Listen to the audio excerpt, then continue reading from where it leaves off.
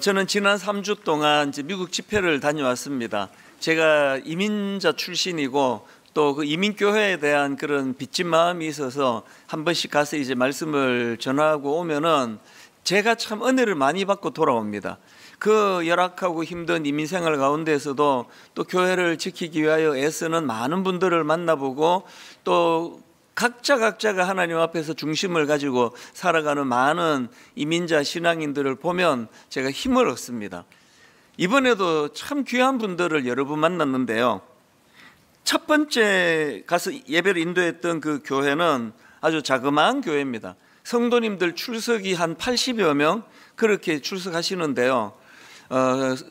그 성도님 숫자도 또 아담하지만 그 교회는 젊은이들이 다 이제 좀 떠나고 좀 평균 연령이 높으세요. 그래서 제가 이제 호텔에 있는데 저를 이제 교회까지 차를 태워주시는 분이 연세가 81세 할머니셨어요. 이 81세 된 어른이 이제 저를 이제 태워서 이제 집회실로 가고 그렇게 하는데 그게 저에게 굉장히 인상적이었습니다. 이분이 그 차를 타고 가는 내내 젊은이들이 다 떠나가지고 말이야. 이 나이에 내가 지금 강사 내가 지금 차를 내가 지금 태워주고 있다고 이런 말씀은 일절 없으시고요. 그 차 안에서 이분이 주시는 그 말씀이 너무 감동적이었습니다. 목사님 얼마나 감사합니까? 하나님 제게 건강을 주셔서 이렇게 교회를 섬길 수 있도록 그리고 또 그 다음날 또 만나면은 또 이런 말씀을 하세요. 제가 또 헌금 개수도 지금 맡아가지고 어젯밤에 11시에 집에 들어갔다고. 근데 또 하나도 피곤하지 않다고. 얼마나 내가 감사한지 모르겠다고. 그 차에서 이분이 저에게 던져주시는 그 말씀이 제가 너무 감동이 됐습니다. 그래서 내가 약간 불안해하는 것처럼 느꼈는지 목사님 제가 이래봬도 50년 무사고 운전자입니다. 막 그런 말씀을 하시면서 너무나 밝게 그렇게 교회를 섬기면서 봉사하시는 이 어른을 제가 뵈면서 이분에게서 저는 깊은 그 내공이라 그러나요? 그 저력을 제가 보았습니다. 이건 하루아침에 생기는 것이 아니고 오랫동안 주님 안에서 쌓여져 온 그런 내공이구나. 그 사실 교회 규모는 자그만 하지만 이분뿐 아니고 참 거기에 좀 젊은 그 성도님들 봉사하시는 분들 또 연세가 있으신 분들 모두가 다 하나같이 교회를 너무나 사랑하고 또 섬기는 모습이 저에게 참 도전이 됐습니다. 그런가 하면은 이제 또 다른 그 부부를 만나고 제가 참 감동을 받았는데요. 은퇴하신 장로님 부부세요. 이 부부는 자기 집을 개방해서 그 선교관으로 선교사님들 미국 오면 이제 그 할 데가 없는 분들 이런 분들에게 숙소를 제공해 주시고 또 저 같은 목사들한테도 또 이제 그 숙소를 제공해 주시는데요. 사실 이 선교관 운영이 개인이 하기는 좀 힘듭니다. 이제 손님 다녀가면 전부 다 세탁해야 되고 또 저희 교회도 선교관을 운영하지만 거기에 소소한 그런 지출이 많거든요.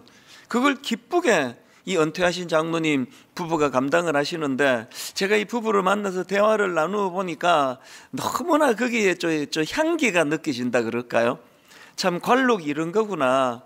오래 신앙생활을 주님 안에서 해온 분들이 이제 은퇴하실 정도로 연세가 드시니까 그게 제가 참 장로님 권사님 출석하시는 교회는 복입니다.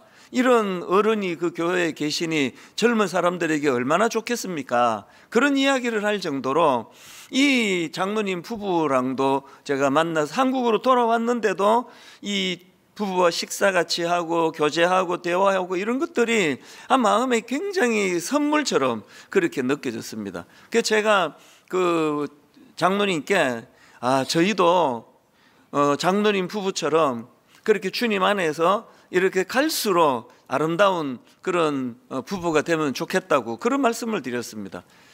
성경에도 있지만 그 그리스도의 향기가 난다는 말을 쓰지 않습니까? 제가 이번에 이런 분들을 쭉 만나 뵈면서 마음에 참 감동이 됐습니다. 아까 맨 앞에 한 80여 명 모인다는 그 교회의 담임 목사님도 저에게 상당히 마음에 여운을 남긴 분이에요. 이분은 미국에 신학 유학을 가서 거기서 이제 박사학위를 받고 한국으로 와서 이제 교수 사역을 하셔도 되는 분인데, 그 교회에 청빙을 받아 들어가서 부교역자가 없으세요. 그래서 이제 주일이 되는데요, 이분이 예배 전에 그 찬양 인도부터 목사님이 하시고, 그 예배 사회를 보시고 설교도 하시고, 또 나머지 뭐 이런 여러 가지 허드렛 일을 목사님 혼자서 다 하시는 거예요. 그리고 얼마나 성도님들에 대한 애틋한 마음을 갖고, 또 사모님은 또 반주하시고, 이 목사님을 제가 뵈면서 참 그 그리스도의 향기라는 게 이런 거구나. 얼마든지 겉으로 보기에 또 화려하고 좋은 일들을 택할 수 있지만 참 그 어른들을 섬기는 그 목사님 마음 안에서 그것이 저에게 또 참 많은 도전이 됐습니다. 제가 왜 말씀을 이렇게 시작하는가 하면은요, 이 믿음의 축적, 이 경륜에서 묻어나는 이 믿음의 축적이라는 것이 중요한데, 저는 오늘 본문 시편 27편에서 이 본문을 쓴 다윗에게서 이런 믿음의 축적, 그리고 영적인 깊이, 이걸 제가 발견할 수 있기 때문입니다. 오늘 본문을 기록한 이 다윗은요, 지금 뭔지는 잘 모르지만 굉장한 어떤 어려움에 직면해 있는 상황이에요. 아주 두려움이 많은 그런 상황입니다. 그 내용이 1절부터 3절까지 쭉 나오는데 한번 읽어드리겠습니다. 여호와는 나의 빛이요 나의 구원이시니 내가 누구를 두려워하리요? 여호와는 내 생명의 능력이시니 내가 누구를 무서워하리요? 악인들이 내 살을 먹으려고 내게로 왔으나 나의 대적들, 나의 원수들인 그들은 실족하여 넘어졌도다. 3절은 더 심각합니다. 군대가 나를 대적하여 진칠지라도 내 마음이 두렵지 아니하며 전쟁이 일어나 나를 치려할지라도 나는 여전히 태연하리로다. 지금 뭔가 굉장히 심각한 그런 상황에 직면해 있는데요, 어떤 설명을 보니까 지금 이 본문의 배경은 다윗이 아들 압살롬이 반란을 일으킨 상황, 그 상황에서 쓴 시다, 이렇게 설명한 글을 제가 보았고요.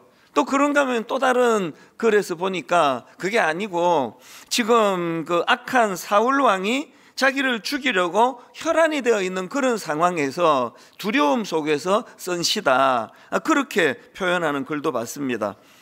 뭐 어느 분석이 옳은지는 뭐 하나님만 아시겠지만, 한 가지 확실한 건 지금 다윗은 큰 고통의 상황에 직면해 있다는 것입니다. 여기 보면은 1절서부터 계속 이런 말을 합니다. 내가 누구를 두려워하리요? 또 내가 누구를 무서워하리요? 또 내 마음이, 군대가 나를 대적하여 진칠지라도 내 마음이 두렵지 아니하며, 또 전쟁이 일어나 나를 치려할지라도 나는 여전히 태연하리로다. 지금 계속 바울이 난 두렵지 않다, 나는 무섭지 않다, 막 이런 것들을 반복하는 그게 사실은 굉장히 두려운 상태를 말하고 있는 거 아닌가, 그런 생각이 드는 거죠. 예를 들어 어떤 분이 뭐 제주도로 한 일주일 휴가 받아 갔는데 막 너무 상쾌하게 잘 자고 커튼을 열면서 난 두렵지 않아, 난 하나도 안 무서워, 그런 말 하는 분 없잖아요. 그건 그냥 평안의 상태니까. 그렇지 않습니다. 지금 다윗은 굉장히 두려움이 엄습하는 그런 상황에서 안간힘을 쓰고 있는 거거든요. 근데 제가 이 본문 시편 27편 말씀을 묵상하면서 다윗에게 감탄하는 게 뭐냐면은, 사람이 어떤 이런 두려운 상황에 직면하면은 거기에 생각이 몰입이 되잖아요. 뭐 자고 일어나도 그 생각으로 마음이 아프고, 자려고 누워도 그 생각으로 마음이 아프고, 불면증이 오고 시선이 거기에 몰입이 되는데요, 본문에서 다윗이 정말 대단한 게 1절에서 3절이 그런 상황인데 바로 4절에서 시선을 확 바꿔버려요. 자, 4절을 한번 보십시오. 내가 여호와께 바라는 한 가지 일, 그것을 구하리니 곧 내가 내 평생에 여호와의 집에 살면서 여호와의 아름다움을 바라보며 그의 성전에서 사모하는 그것이라. 너무나 시선 전환이 빨라가지고 저 생뚱맞기까지 합니다. 지금 너무나 두렵고 너무나 불안하고 자기를 잡으려고 군대가 에워싸고 있는 그런 상황에 대한 두려움의 상황에서 그가 한 가지 소원이 있다 그러네. 당연히 이 악한 것들을 물리쳐 달라는 그것이 소원일 것 같은데 전혀 다른 겁니다. 4절을 다시 한번 읽어드릴게요. 내가 여호와께 바라는 한 가지 일, 그것을 구하리니 곧 내가 내 평생에 여호와의 집에 살면서 여호와의 아름다움을 바라보며 그의 성전에서 사모하는 것이라. 세 번역은 더 생생합니다. 주님, 나에게 단 하나의 소원이 있습니다. 나는 오직 그 하나만 구하겠습니다. 그것은 한평생 주님의 집에 살면서 주님의 자비로우신 모습을 보는 것과 성전에서 주님과 의논하면서 살아가는 것입니다. 야, 이게 지금 너무나 두려운 상황에 놓여 있는 그가 그 직면에 있는 그 문제를 해결해 달라고 구하지 아니하고 지금 하나님, 여호와 하나님의 아름다움을 바라보며 그의 성전에서 사모하며 사는 그것이 평생을 걸고 자기에게 소원이다, 이런 표현을 지금 4절에서 하고 있는 거거든요. 저는 여기 나오는 여호와의 아름다움을 바라보며 그의 성전에서 사모하는 그것이라, 이 다윗의 소원을 제가 읽으면서 이사야 6장 말씀이 생각이 났습니다. 이사야 6장 1절부터 3절입니다. 우시야 왕이 죽던 해에 내가 본즉 주께서 높이 들린 보좌에 앉으셨는데 그의 옷자락은 성전에 가득하였고 스랍들이 모시고 섰는데 각기 6날개가 있어 그 둘로는 자기의 얼굴을 가리었고 그 둘로는 자기의 발을 가리었고 그 둘로는 날며 서로 불러 이르되 거룩하다 거룩하다 거룩하다 만군의 여호와여, 그의 영광이 온 땅에 충만하도다 하더라. 지금 이사야 선지자가 지금 말로 다 할 수 없는 놀라운 하나님의 아름다운 영광을 그가 목도했다고 기록하는데요, 지금 이 배경의 상황은요, 그 시대가 머리부터 발끝까지 성한 것이 하나도 없는 역겨운 냄새가 나는 시대예요. 그 악한 그 시대 속에서 지금 선지자 이사야는 거기서 지금 여호와의 아름다움을 바라보는 거 아닙니까? 여호와의 아름다움, 서로 불러 이르되 거룩하다 거룩하다 거룩하다 만군의 여호와여, 그의 영광이 온 땅에 충만하도다 하더라. 오늘 이 시대를 살아가는 저와 여러분도 마찬가지 아닙니까? 너무나 불안한 일이 많고 염려가 많고 또 두려움이 많고 뭐 그냥 저절로 자기도 모르게 한숨이 배어 나오고 이런 분들이 많으시거든요. 그런 상황에서 우리가 거기에 시선이 함몰이 되면 항상 우리는 우울해요. 항상 불행한 것처럼 느껴져요. 그럴 때 다윗이 소원하는 것처럼 거기에 함몰되지 아니하고, 나는 주님 한 가지 소원이 있습니다. 오직 그것만 구하겠습니다. 한평생 주님의 집에 살면서 여호와의 아름다움을 바라보며 그의 성전에서 사모하는 이것을 제가 구하겠습니다. 이게 굉장히 깊은 내공을 가져다 준, 내공이 있는 사람들이 할 수 있는 고백이라는 거 아닙니까? 저는 이런 다윗이 참 부러운데요, 근데 여러분 이건 나도 저렇게 살아야지 그러나고 되는 게 아니에요. 훈련이 필요해요. 아까 제가 그 세 분의 이번에 미국에서 만났던 그 목사님과 은퇴하신 장로님 부부와 또 81세 된 우리 할머니 어른을 제가 만나서 그들에게서 느꼈던 아름다움은 그건 그들의 내공이거든요. 한번 흉내내 살 수 없는 거예요. 그래서 제가 오늘 여러분들에게 당부하고 싶은 건, 이제 우리도 이 내공을 이제 쌓아가자고요. 그 우리가 이 내공을 쌓아가면서 어떻게 우리도 이런 깊은 영적인 준비가 되어 있어서 살아가다 보면 지금 본문에서 다윗이 겪는 것처럼 굉장히 절망적인 이런 일들이 엄습할 때 그때 가서 대처하는 건 늦어요. 미리 준비가 돼야 되는 거거든요. 그래서 오늘 저는 여러분들에게 이 위기 상황 가운데서 발견되는 다윗의 저력을 살펴보면서 이거를 두 가지로 제가 정리를 해 드릴 테니까요, 지금부터 이제 우리가 이 내공을 쌓아가자는 거죠. 첫 번째 다윗의 저력이 뭐냐 하니까 축적의 힘입니다. 축적, 이 영적인 축적의 힘. 다윗의 이런 깊은 내공이 어디에서 나온 것이냐고 묻는다면요, 저는 그 다윗이 쌓아왔던 두 가지 축적이 있다고 생각을 한다, 이 말씀을 드리고 싶습니다. 다윗이 쌓아온 첫 번째 축적은요, 은혜 경험의 축적이에요. 일상 삶 속에서 위기 가운데 하나님이 어떻게 우리에게 일하시고 또 우리는 그 하나님을 경험하는 건가, 이걸 이제 축적이, 이 경험이 축적되는 거거든요. 예를 들면은 여러분, 다윗이 그 거인 골리앗에게 도전장을 던지지 않습니까? 그 골리앗이 길길이 날뛰면서 하나님을 조롱하고 그 자기 동족 군대를 조롱하고 그러니까 다윗이 그 돌멩이 5개 들고 내가 저놈 내가 상대하겠다, 이길 수 있다, 그러니까 주변에서 다 말렸어요. 정신 차리라, 왜 그러느냐. 그 형 엘리압도 그렇고. 그랬을 때 다윗이 자기가 이렇게 도전장을 던질 수 있는 이유를 설명하고 있는데요, 그게 사무엘상 17장 34절입니다. 다윗이 사울에게 말하되 주의 종이 아버지의 양을 지킬 때에 사자나 곰이 와서 양떼에서 새끼를 물어가면 내가 따라가서 그것을 치고 그 입에서 새끼를 건져내었고 그것이 일어나 나를 해하고자 하면 내가 그 수염을 잡고 그것을 쳐 죽였나이다. 주의 종이 사자와 곰도 쳤은즉 살아계시는 하나님의 군대를 모욕한 이 할례받지 않은 블레셋 사람이리까 그가 그 짐승의 하나와 같이 되리이다. 지금 다윗이 목동 아닙니까? 그러니까 이게 자기 직장이에요. 자기 직장에서 이제 양을 지키는 이 일에 목숨을 건 거거든요. 아니 뭐 내 목숨이 뭐 저 양 한 마리 때문에 내가 목숨을 걸랴? 그게 아니었습니다.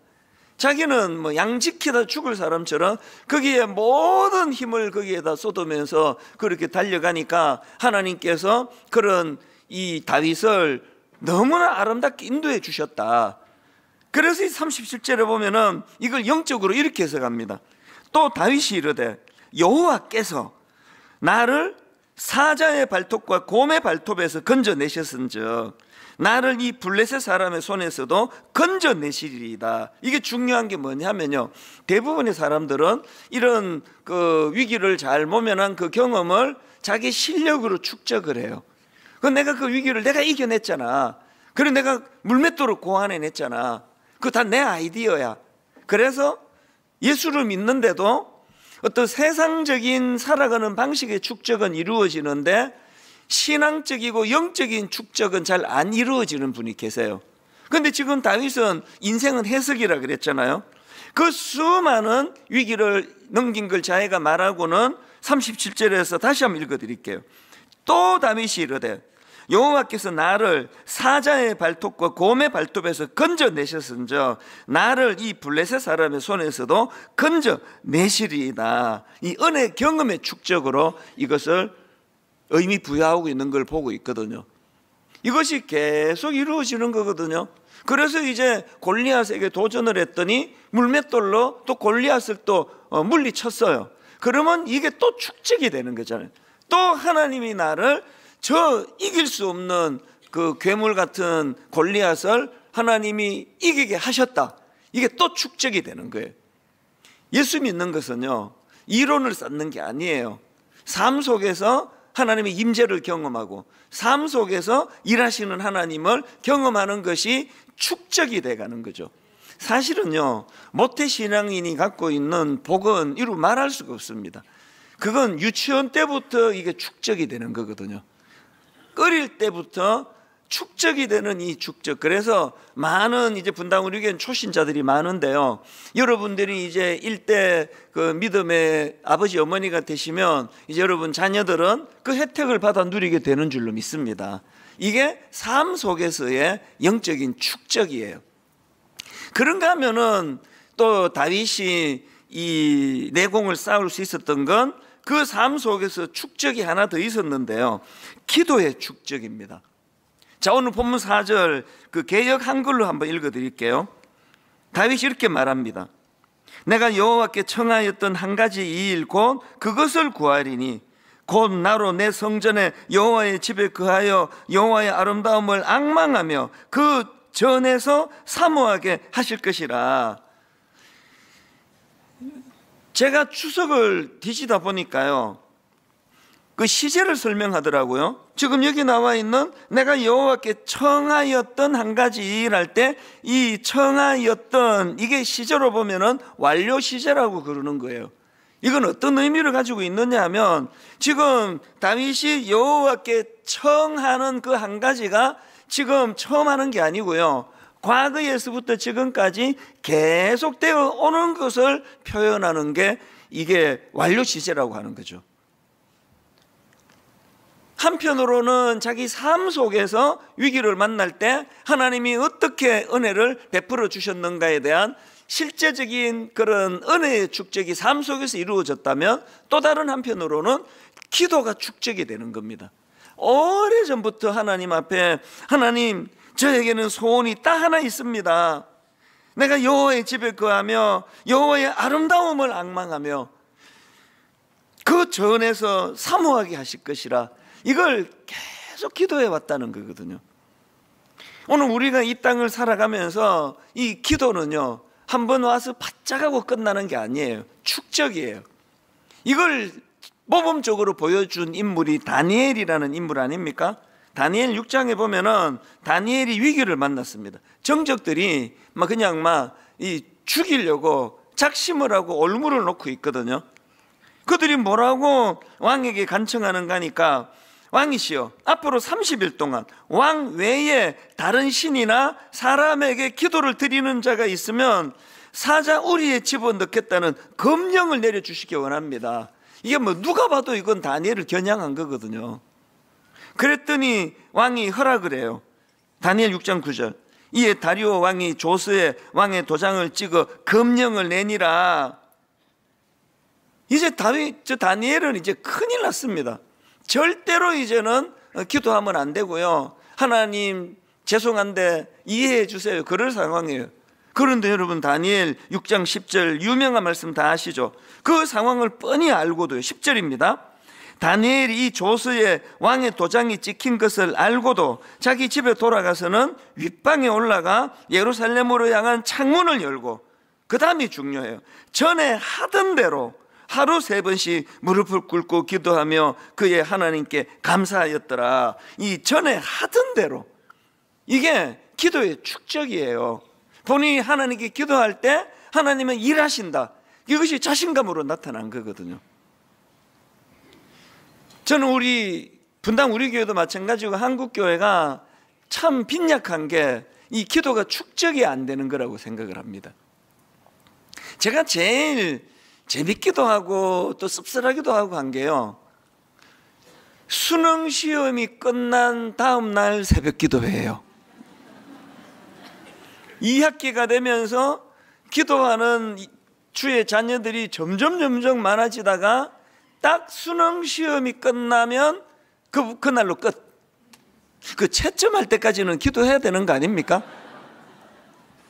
이렇게 해가지고는 기도의 내공이 쌓이지를 않아요. 지금 다니엘이 전에 하던 대로, 그래서 창문을 열어 제치고, 이거는 그 정적들에 대한 도전장이거든요. 다윗이 마치 다윗이 골리앗에게 도전장을 던지듯이 다니엘도 도전장을 던졌습니다. 왜? 이게 축적이에요. 오늘 저와 여러분이 하나님 앞에서 이 두 가지 영적인 축적을 시작하자는 거죠. 그래서 하나님, 내 삶 가운데 하나님의 임재를 사모하고, 내 삶 가운데 위기를 만날 때 나 홀로 해결하는 그런 인생이 아니라 하나님이 함께 하시는 그 은혜를 경험하기를 원합니다. 그리고 또 기도가 축적이 돼야 됩니다. 그래서 항상 이거 해주세요, 저거 해주세요, 그리고는 끝 이게 아니라 큰 기도 제목을 가지고 다윗이 그러잖아요. 내 평생의 한 가지 소원, 이 한 가지를 가지고 과거에 오래전서부터 오늘에 이르기까지 그 완료 시제가 그런 거라 그랬잖아요. 저와 여러분에게 이제 이 믿음의 축적이 이루어지는 그런 신앙생활 되시기를 바랍니다. 두 번째로, 오늘 이 위기 상황에서 발견되는 다윗의 저력이 있는데요, 하나님을 향한 갈망, 이 하나님을 향한 이 갈망, 이것이 몰입으로서 표현이 되는 걸 느낍니다. 자, 오늘 본문 4절에서 하나님의 향한 이 다윗의 그 갈망, 이것이 얼마나 몰입한 갈망이었는지 4절을 한 번 더 읽어 드릴게요. 내가 여호와께 바라는 한 가지 일, 그것을 구하리니 곧 내가 내 평생에 여호와의 집에 살면서 여호와의 아름다움을 바라보며 그의 성전에서 사모하는 그것이라. 원문으로 보면요, 히브리어로는 여기 나오는 한 가지 일, 이게 맨 앞에 기록이 되어 있습니다. 뭘 강조하는 겁니까? 지금 다윗이 이 한 가지 이 구하는 이것에 몰입하고 있다는 거예요. 여기에 마음을 걸고 있다는 겁니다. 그래서 한 가지 일, 이걸 강조하면서 4절을 그렇게 기록하고 있는데요, 앞에서 그 완료 시제 말씀을 드렸잖아요. 다윗이 청하는 그 한 가지, 오래전서부터, 과거에서부터 지금까지 기도할 수 있다는 건 그만큼 그가 몰입했기 때문이거든요. 오늘 우리 시대는 뭐 신앙생활 뿐만 아니라 몰입이 어려운 시대 아닙니까? 이거 조금 했다, 저거 조금 했다, 막 정신을 못 차려요. 막 옛날에 컴퓨터 처음 나왔을 때는 딱 모니터가 화면에 뜨는 그거 하나밖에는 다룰 수 없을 때에는 뭐 저절로 몰입이 됐는데, 지금은 안 그렇습니다. 이거 했다가 저거 했다가 막 스마트폰 울렸다가, 그래서 우리가 노력을 좀 해야 됩니다. 신앙적으로 하나님 앞에 어떤 소원을 가지고 하나님께 구하는, 오래전서부터 한 가지 일, 이 한 가지 일을 하나님 앞에 제가 구합니다. 이게 하나님을 향한 다윗의 갈망인데, 그것이 몰입으로 그렇게 나타났다는 것입니다. 지금 우리나라가 참 어려운 상황 아닙니까? 그래서 모두가 다 예민해요. 모두가 다 상처를 받고 아픔을 느끼고 이런 시대인데요, 이럴 때 우리는 다윗처럼 하나님을 갈망해야 됩니다. 자꾸 현실을 보면 더 아픔이 있고 자꾸 마음이 상하고 분노가 생기고, 그래서 지금이야말로 다윗이 여호와께 기도했던 것, 내가 여호와께 바라는 한 가지 일, 내 평생에 여호와의 집에 살면서 여호와의 아름다움을 바라보면, 아까 이사야가 온 세상이 타락하고 부패하고 썩어 냄새가 나는 그 시대지만, 그는 하나님의 전에서 거룩하다 거룩하다 거룩하다, 만군의 여호와 하나님, 가슴이 터질 것 같은 감격을 그가 누렸다고 한다면, 오늘 예수 믿는 저와 여러분이 그 하나님을 몰입하며 또 하나님을 향한 갈망이 필요하다는 것입니다. 저도 참 고민이 많습니다. 어떻게 하면은 이 어려운 문제를 제가 잘 또 성도님들을 또 가이드하고 인도할 수 있을까? 쉬운 문제가 하나도 없습니다. 참 이 세상과 구별되는 하나님의 성경적인 방법은 어떤 것일까? 내가 어떻게 처신해야 되는가? 여러 개가 있지만요, 그 중에 하나는 우리 모두가 이 시간 기억해야 될 건, 지금이야말로 주님이 말씀하시는 하나됨의 문제, 여기에 우리가 마음을 써야 됩니다. 여러분, 에베소서 2장 14절 세 번 얘기입니다. 그리스도는 우리의 평화이십니다. 그리스도께서는 유대 사람과 이방 사람이 양쪽으로 갈려져 있는 것을 하나로 만드신 분이십니다. 그분은 유대 사람과 이방 사람 사이를 가르는 담을 자기 몸으로 허무셔서 원수된 것을 없애시고 여러 가지 조문으로 된 계명의 율법을 폐하셨습니다. 그분은 이 둘을 자기 안에서 하나의 새 사람으로 만들어서 평화를 이루시고 원수된 것을 십자가로 소멸하시고 이 둘을 한 몸으로 만드셔서 하나님과 화해시키셨습니다. 여러분, 우리나라 상황 아시잖아요. 지금이야말로 주님 외에는 누구도 할 수 없는, 주님이 막힌 담을 허물어 주시기를 원합니다. 우리 모두가 다 이 문제를 놓고 기도해야 될 때라고 생각하고요. 또 그런가 하면은 참 어려운 상황에 빠진 이런 현실 속에서 하나님이 기뻐하시는 성경적인 대안은 무엇인가? 하나님은 어떤 방식을 더 기뻐하실까? 참 답이 쉽지 않습니다. 그래서 우리 모두가 꼭 마음에 품고 기억해야 될 성경 말씀 하나를 제가 드리고 싶은데요, 그 변화산 사건을 기록한 마태복음 17장입니다. 자, 1절부터 내용을 한번 보십시오. 엿새 후에 예수께서 베드로와 야고보와 그 형제 요한을 데리시고 따로 높은 산에 올라가셨더니 그들 앞에서 변형되사 그 얼굴이 해같이 빛나며 옷이 빛과 같이 휘어졌더라. 그때의 모세와 엘리야가 예수와 더불어 말하는 것이 그들에게 보이거늘 베드로가 예수께 여쭈어 이르되 주여 우리가 여기 있는 것이 좋사오니 만일 주께서 원하시면 내가 여기서 초막셋을 짓되 하나는 주님을 위하여 하나는 모세를 위하여 하나는 엘리야를 위하여 하리이다. 말할 때에 호련히 빛난 구름이 그들을 덮으며 구름 속에서 소리가 나서 이르되 이는 내 사랑하는 아들이요 내 기뻐하는 자라. 너희는 그의 말을 들으라 하시는지라. 제자들이 듣고 엎드려 심히 두려워하니, 그 다음 7절 8절을 절대로 놓치시면 안 됩니다. 예수께서 나와 그들에게 손을 대시며 이르시되 일어나라 두려워하지 말라 하시니 제자들이 눈을 들고 보매 오직 예수 외에는 아무도 보이지 아니하더라. 오직 예수 외에는 아무도 보이지 아니하더라. 수많은 사람들이 마음이 수만 갈래로 지금 갈라져 있고 모두가 상처를 받고 교회 와서도 대화 조금 잘못하면은 상처를 주고 상처를 받을 수밖에 없는 이런 현실 속에서 우리 모두가 기억해야 되는 거, 오직 예수 외에는 아무도 보이지 아니하더라. 여러분, 지금이야말로 예수 그리스도 그분의 이름이 드러나야 할 때인 줄로 믿습니다. 우리 모두가 다 이 마음을 여기다 담으셔야 돼요. 그래서 항상 우리는 그리스도 안에서 오직 예수 외에는 아무도 보이지 아니하더라. 그래서 이 캄캄한 어려운 상황 속에 있던 다윗이 그가 자기 스스로 어떤 문제를 해결하려고 애를 쓰는 것이 아니라 한 가지 소원, 내게 한 가지 소원이 있습니다.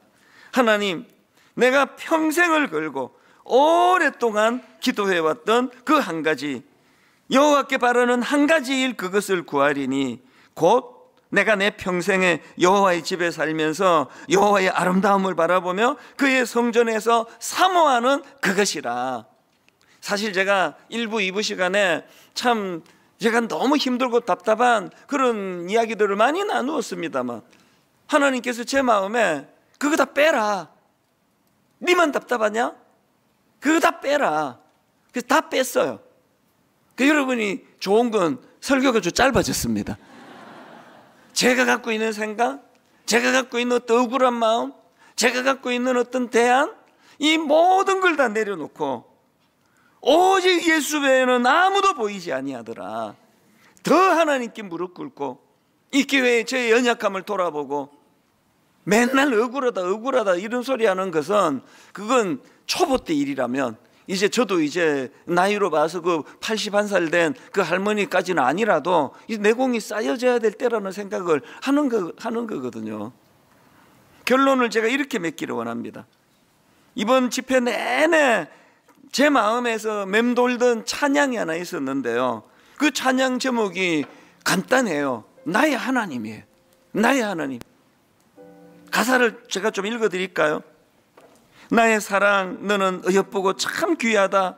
어느 보석보다 귀하다. 아가스 말씀을 가지고 이 찬양이 시작이 되는데요, 중간에 보니까 푸른 마르고 꽃은 시드나 주의 말씀은 신실해 쉴 수가 없으신 주만 바라라. 푸른 마르고 꽃은 시드나 주의 말씀은 신실해 쉴 수가 없으신 주만 바라라. 이게 오직 예수 외에는 아무도 보이지 아니하더라. 같은 맥락 아닙니까? 또 그리고 가사를 보니까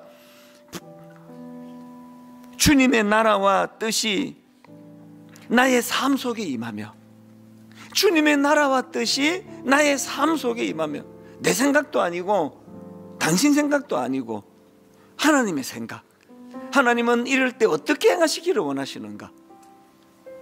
그리고 또 그 다음 가사를 보니까 거룩히 살아갈 힘과 두려움 없는 믿음 주실 나의 하나님. 그래서 제가 또 새삼 깨달았죠. 거룩도 능력이라는 걸요. 거룩히 살아갈 힘, 이건 하나님 주시는 선물이에요. 오늘 우리 가사를 생각하시면서 참 우리가 너무나 사랑하는 우리나라를 위하여 이것보다 더 어려웠던 때도 하나님이 어떻게 인도해 주셨는데, 이제 하나님 이 모든 우리의 아픔이 오히려 하나님 더 역사가 발전하고 더 성숙해지는 그런 은혜의 자리로 가도록 하나님의 뜻을 구하면서 우리 찬양 같이 불러보기 원합니다.